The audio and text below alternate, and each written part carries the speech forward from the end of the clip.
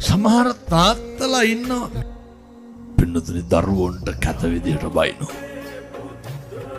කොහොමද බයි?